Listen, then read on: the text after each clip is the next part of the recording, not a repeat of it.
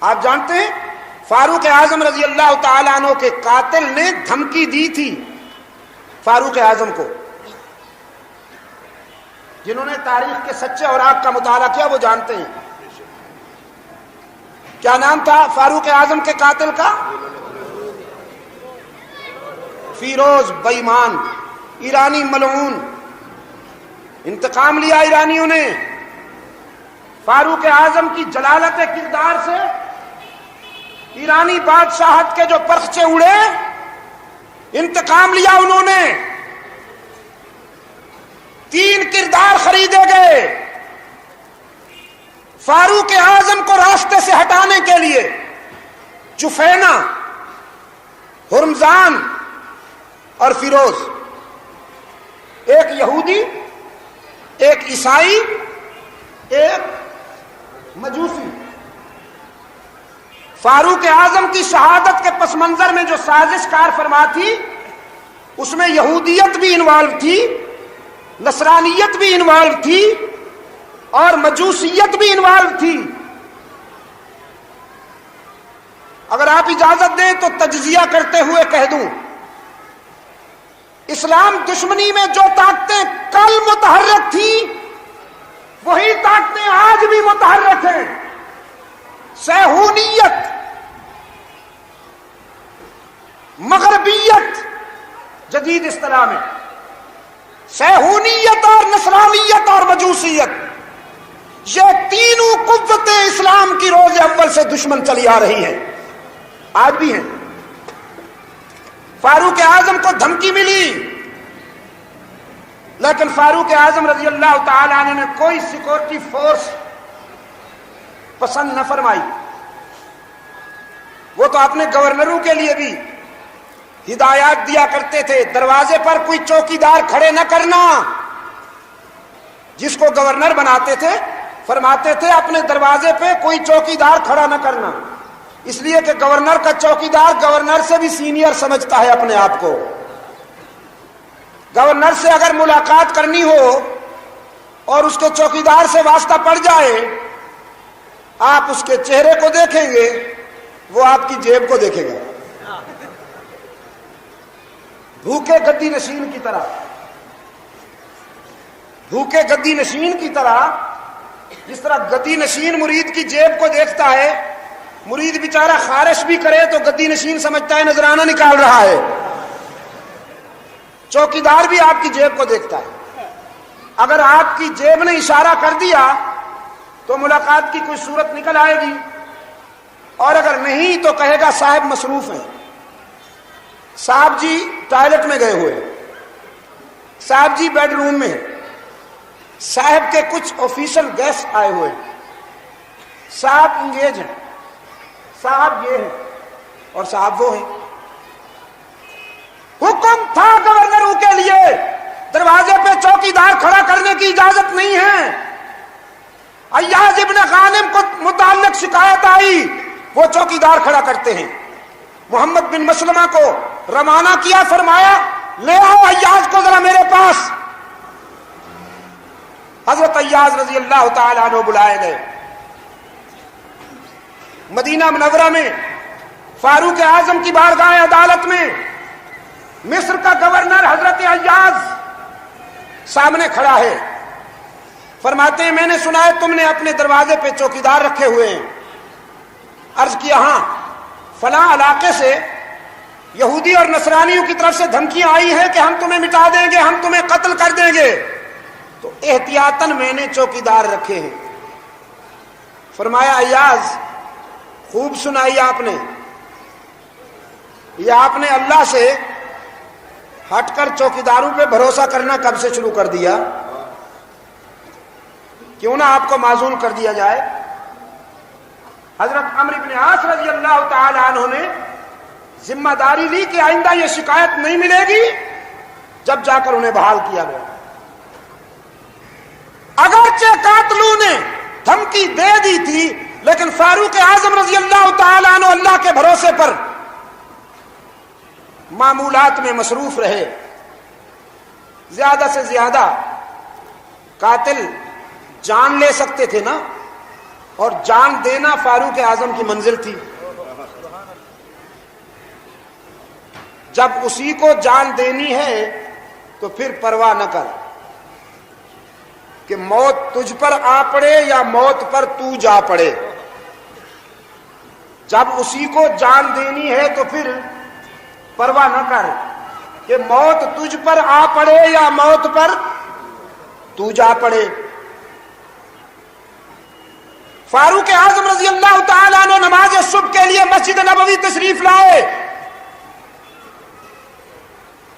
اور قاتل زہر میں بجھا ہوا خنجر لے کر انتظار میں بیٹھا ہے. جو ہی نماز شروع ہوئی گھات سے نکلا اور فاروق اعظم رضی اللہ تعالی عنہ پر اس نے خنجر کے وار کیے.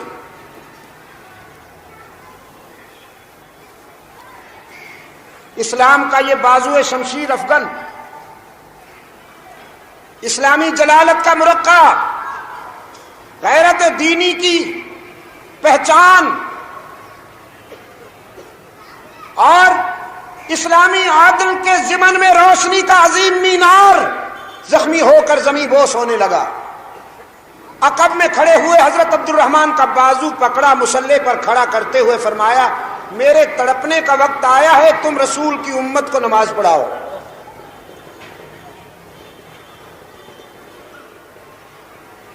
آسمان کی آنکھیں ترس گئی ہیں ان نمازیوں کو دیکھنے کے لیے کہ جو اتنے بڑے حادثے کے باوجود صفیں نہیں توڑتے. قاتل نے بھاگنا چاہا کہ صفوں سے کوئی راستہ مل جائے نکل بھاگوں، لیکن وہ صفیں مسجد میں اونگھنے والے مجاوروں کی نہیں تھیں، مسجد میں جاگنے والے مجاہدوں کی تھیں. اب تو مسجد میں قدم رکھتے ہی جمائیاں آنے لگتی ہیں. جو بیڈ روم میں تڑپتا ہے وہ مسجد میں سوتا ہے. میرے تو مشاہدہ ہے ایک صاحب جو سجدے میں گئے سلام پھرنے تک نہ اٹھے. صرف یہ نہیں کہ اٹھے نہیں، خراتوں نے پوری مسجد کو آباد کر دیا. ہر شخص ان کے خراتوں سے معزوز ہو رہا تھا. لیکن وہ محمد عربی کے شاگرد تھے، وہ شناسا تھے عشق کی اداؤں کے. وہ مجاور نہیں تھے، مجاہد تھے. فیروز نے بھاگنا چاہا لیکن جب کوئی راستہ نہ ملا تو مایوس ہو کر اس نے اپنا وہی خنجر جو فاروق اعظم رضی اللہ تعالی عنہ پر حملے میں استعمال کیا تھا وہی خنجر اپنے سینے میں اتار دیا،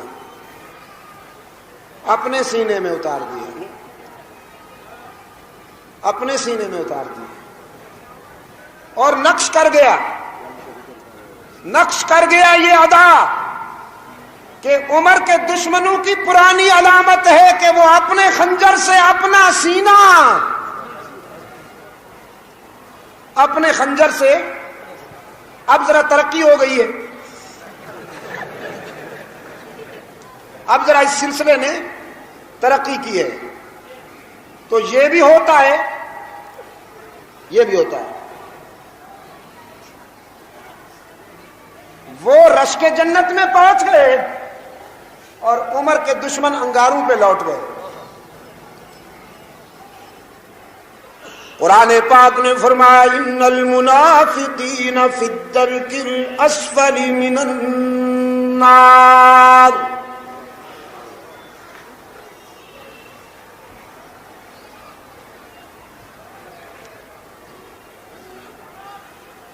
اہل ایمان کے لیے، رحمت للعالمین کے سچے وفاداروں کے لیے قرآن کا اعلان ہے